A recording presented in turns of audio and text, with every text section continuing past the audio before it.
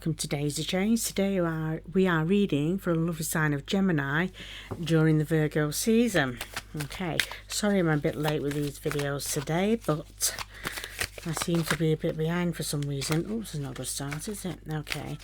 Well, anyway, welcome, my lovely Geminis. And just to let you know, I am a medium and I do work with spirit guides and angels.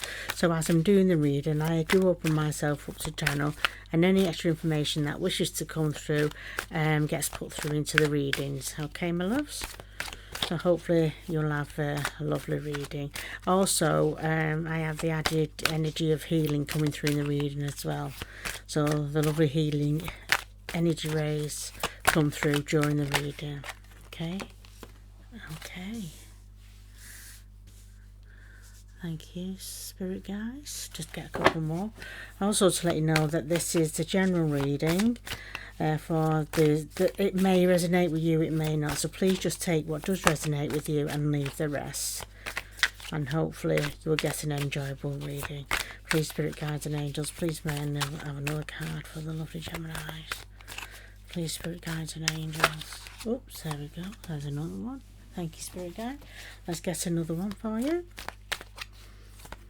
Please, spirit guides and angels, please may I have another card for the lovely Geminis. Please, spirit guides and angels. Oh, too many, isn't it? Too many. I hope I find you well at the moment anyway, friends. I hope you are lovely. Thank you very much, my spirit guides. I hope you're doing well, and we're slowly starting to move forward and get things back into place. Lovely. Thank you, spirit guides. Okay, we'll get started and I'll get ready with the clarifying cards. I'll start shuffling these. These cards have all been pre-shuffled and prepared beforehand anyway, so I just need to give them a quick shuffle to give spirit that helping hand in selecting some cards for you. Okay, and as we open up this reading, like I said, I'm a bit behind, so the first little while is more toward the early part of the Virgo season, around August. Okay, so around that period we have been given the Ace of Cups, which is upside down. Sorry, I keep saying upside down. It's in the reverse position. So this could be speaking about either a lost love, or at the moment we're lacking a little bit in the self-love sort of area. Okay, but the question is, if it is a lost love, are we happy about it, or are we very sad about it? Have we lost someone? These are the questions. I hope that the cards will help us find out for you. Okay. I'm also feeling with this card there's an element of self-worth being lost there as well, not just about love. I'm feeling that you've lost something of yourself inside as a person. Okay, but there is a wisdom about that, because you are aware of that, and because of that wisdom you're now at the stage where you're working on it and you're looking to make changes with that, where that's concerned. Okay, the Dove of Peace is still with you, obviously, even though people in reverse can't think it's the opposite and negative. It's not always the case with the cards. Okay, and as we're moving forward into the second period of Virgo season, please, spirit guides and angels, please select some cards for our beautiful Geminis. Okay, we're looking at the Nine of Cups. As you can see, this is the the Rider-Waite deck, and a beautiful Nine of Cups. Talk to us about everything we've accumulated so far, everything we've worked on, everything that is prospering at the moment, and we're working towards that final number 10, which is the completion deck. So we're not quite there, but we are looking on the emotional side of things at the moment, almost like we're counting our blessings for what we do have, and we're just taking stock of all the good things we do have, which is a beautiful way to look at things at the moment, which is also very important. And it's always a good point to remember what we do have, and having that gratitude for the good things we have in life, and having gratitude for those around us who do love us, and those who take care of us, those who we take care of. Please, spirit guides and angels, please may I have another card for our Gemini friends. And of course then we're moving on to which is the tarot, the Chariot in the reverse position, and the Chariot in the upright position normally speaks about having to make a decision. And this is definitely a mental point of view, because the Chariot doesn't actually move per se going forward, but it's almost like there's a decision to take about going forward, which way to go. But as the card is in the reverse position, I'm feeling a bit stuck at the moment. I do feel stuck at the moment, and it's not like I can't make a decision. I feel like I'm trying to weigh up my pros and cons on both things, but everything seems to be balancing out, which is not giving you a favour of which way to go, whether it's to go left or to go right. And because things, all the pros and cons in your mind are all coming up against each other as a perfect match, it's very hard for you to make that decision. Okay, so I feel like there's a bit of a stalemate situation going on here at the moment, almost like maybe two people have come to a no pass sort of zone, where you can't move forward. You know, it's like one won't back down. Okay, but this card is also about a card of balance and weighing everything up. So what the spirit guides are advising you to is to weigh everything up at the moment, so that movement can begin. So you can start going into, it's too many cards there, friends. So you can start going in one direction again.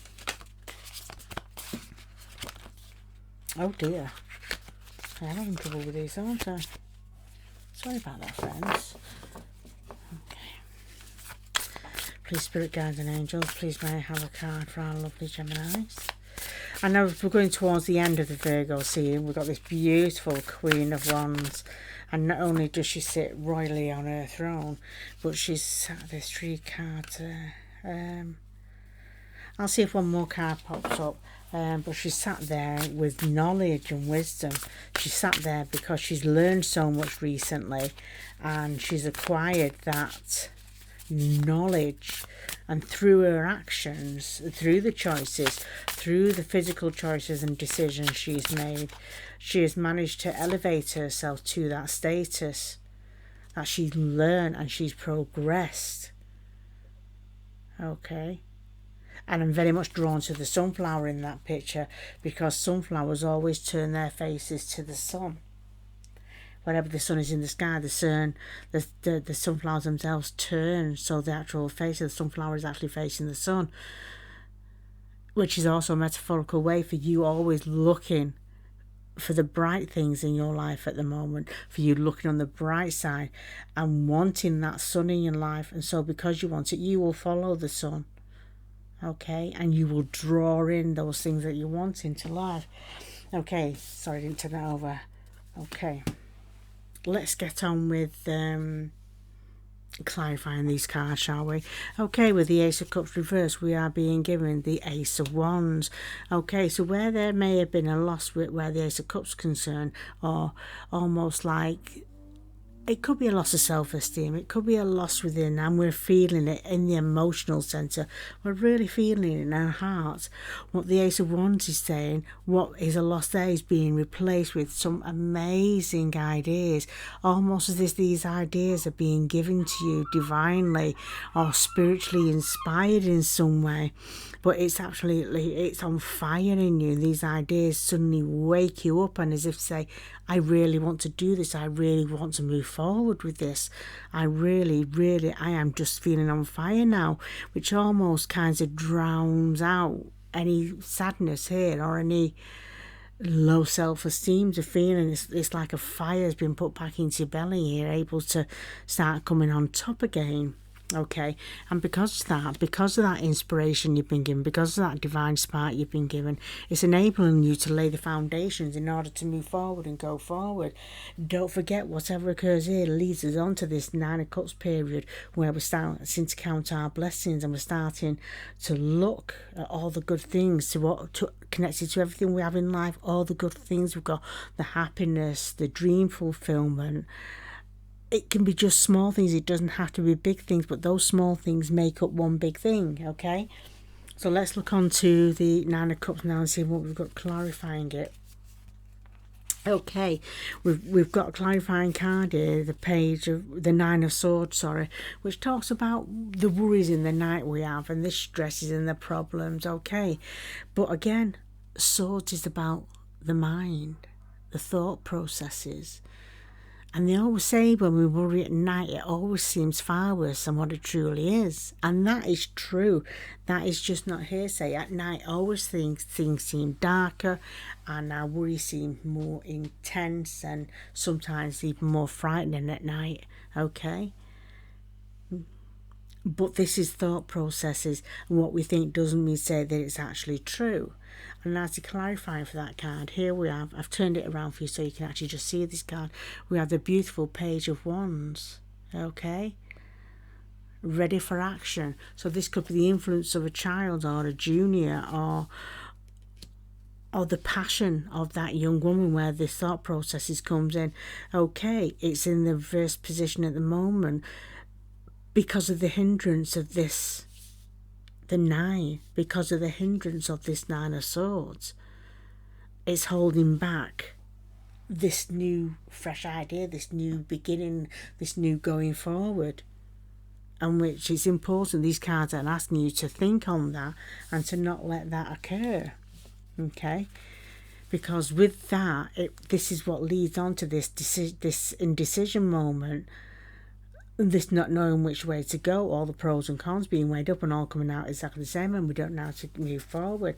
Okay, so what we've got here at the moment is the Death and Rebirth card, which is a beautiful card. I know it looks a bit frightening, but it's not at all. And that talks about the end of a way of life moving forward, the death of the old you, the new you taking over. But again, it's in the reverse position because this is to do with this duality, this lack of movement forward, and the almost like banging your head against a brick wall sort of situation, because you can't move forward, you can't make a decision. So this rebirth is on hiatus and you can't move forward at the moment. Okay, and well, perfect, the Devil card. Okay, this is linking back to the Nine of Swords. This is where you're overthinking again, and you've put yourself in that situation where you think you are in a situation that you can't get out of. Okay, but this is all just being held up by the thought processes. This is just being held up by the thought processes of the Nine of Swords. Almost as if you're frightened to take that chance, almost as if you're frightened to take that step. And it's not the case. It's just you being overthinking in this area and just finding that solution where this confusion is, all this battle is with the self. I almost feel, because of the way the cards are laid out, that this is a mental issue with you and the battle is going in within your mind. Okay, so with these two cards onto the Chariot, we also pulled a third card, didn't we, the Two of Pentacles. Now this also speaks about balance. Okay, it speaks about now Two of Pentacles is finances. Again, it's about balance with money, but it's not just about balance with money, because as I'm looking as to what's going on through here, it's also talking about the balance in general. Sorry, my friends, just had to take a quick drink there. It's talking about the balance, and if you see, it's just one person in the picture trying to balance things, making that crucial decision as to which way to go forward. And likewise with the Chariot, it's balance. So we're looking to find a balance here at the moment. Now then, as we move on to the Queen of Wands, where she's established and she's moved forward and she's finally overcoming the situation. The clarifying card onto that one was the Ten of Swords, which is a bit unusual. But looking back, you've got the Nine of Swords, which is the worry, and the Ten of Swords. Now in the Rider-Waite deck, this picture, this image, shows a lady on her back with the swords in the back. Sorry, a person lay on the floor, face down, with 10 swords sticking out the back. And that just speaks about endings. That doesn't necessarily mean your end or your demise. But what it does mean, because it's the swords and it's a mental card, it's their thinking, it does mean an end to the way you're thinking, which is great, because here on the Queen of Wands, you've achieved, you've grown, you've learnt, you've developed. So we're moving forward now, and the Ten of Swords shows us that it's the end of the way we've been thinking. And so now, because that end has come, because she's sat on the throne and she's learnt so much with everything that's going on, you can now move forward now. So I'm just putting on a little extra card on this one for you to try and open up a bit more what's kind of laying a little bit forward from this. Okay, because we're obviously now clearly starting to put things to bed mentally. Oh, too many there, my friends. Putting things to bed and moving forward. Finally getting on top of everything. Oh, okay. And what have we got? Oh, lovely. The world. The world. What do they say? The world is your oyster. The world is your oyster. So you've achieved, you've overcome, you're in a better position. The way you're thinking is now gone. The Ten of Swords. That way of thinking has been put to sleep now, and you're ready to move on. And this is literally what this card is saying. The world is your oyster now. The world is also talks about accumulation coming to an end. So it's like the final card in the tarot card. So it's basically saying that's it, end. So yeah, you've learned, you've accumulated, you've moved on, you've grown, you're coming to the end of this chapter now, and you're ready to take that next step forward. How wonderful. You've achieved so much, you've learned so much, and you've grown so much. And please, Spirit Guides and Angels, please can I have... These are the Angel Answer cards. Please can I have a card to guide our lovely Geminis. Whoops. Please, Angel Spirit card. Please may I have a card to guide our lovely Gemini. This is a beautiful reading. I love to see really when people grow and they come through so much and they find themselves again and they find their self-worth again. And all it takes is a little bit of self-love. Self-love. Making the right decisions in our life. Learning. Realising our worth and coming forward as a new person. Sorry there, a bit down there, put them there. Oh, it's not any better, is it really? Please, Spirit Guides and Angel, please may I have an Angel Answer card for our lovely Gemini.